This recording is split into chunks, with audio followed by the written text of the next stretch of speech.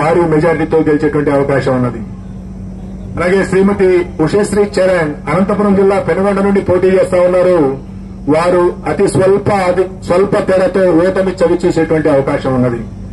అలాగే గుమ్మనూరి జయరాం గారు, వారు వైఎస్ఆర్ కాంగ్రెస్ పార్టీ వైఎస్ జగన్మోహన్ రెడ్డి గారి మంత్రివర్గంలో మంత్రిగా ఉంటూ సీట్ల సర్దుబాటులో వైఎస్ఆర్ కాంగ్రెస్ పార్టీ నుండి బయటికి వెళ్లి తెలుగుదేశం పార్టీలో చేరి అనంతపురం జిల్లా గుంతకల్లు నుండి పోటీ చేయడం జరిగింది. తెలుగుదేశం పార్టీ అభ్యర్థిగా వారు గుంతకల్లు నుండి ఓటమి చవి చూడనున్నారు.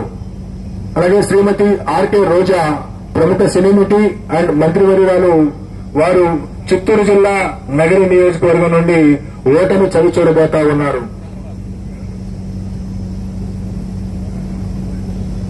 అలాగే మరికొన్ని కీలకమైనటువంటి నియోజకవర్గాల యొక్క ప్రస్తావన కూడా చేయాలి.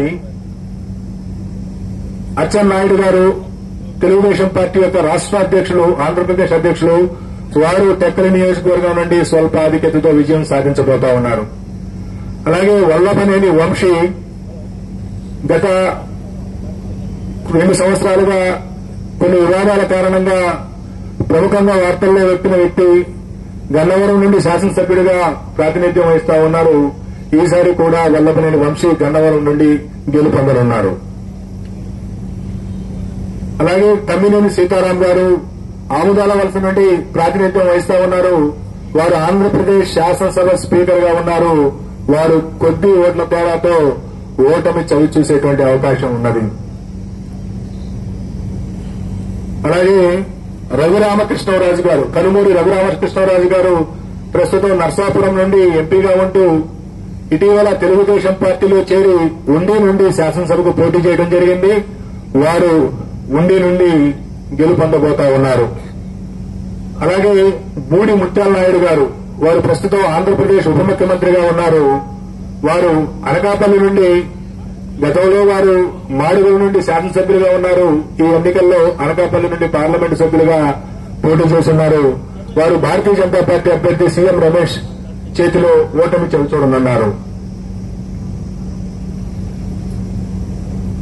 అలాగే వైఎస్ఆర్ కాంగ్రెస్ పార్టీ యొక్క ముఖ్య నాయకులు శ్రీ విజయసాయిరెడ్డి గారు, వారు నెల్లూరు పార్లమెంటు నుండి పోటీ చేయడం జరిగింది.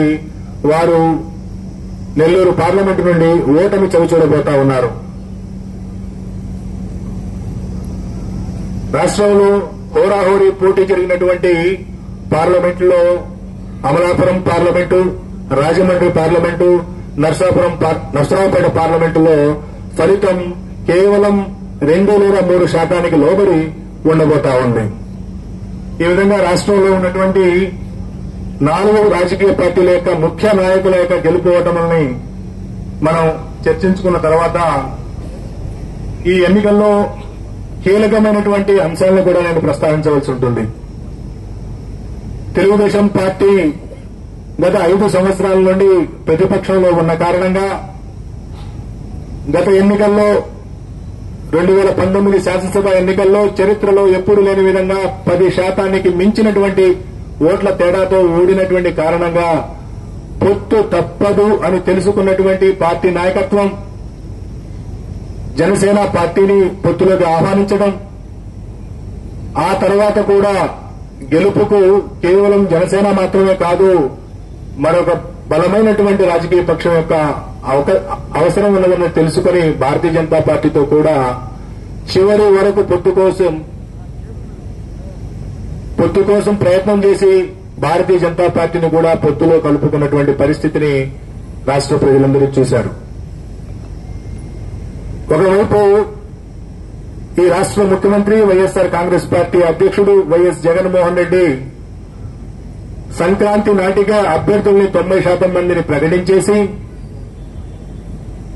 నియోజకవర్గాల వారీగా, జిల్లాల వారీగా, ప్రాంతాల వారీగా సిద్ధం వంటి సభలను ఏర్పాటు చేసుకుని ప్రజల్లోకి పోతా ఉంటే ప్రతిపక్ష కూటమి సీట్ల సర్దుబాటు, ఆ సీట్లలో ఏ అభ్యర్థిని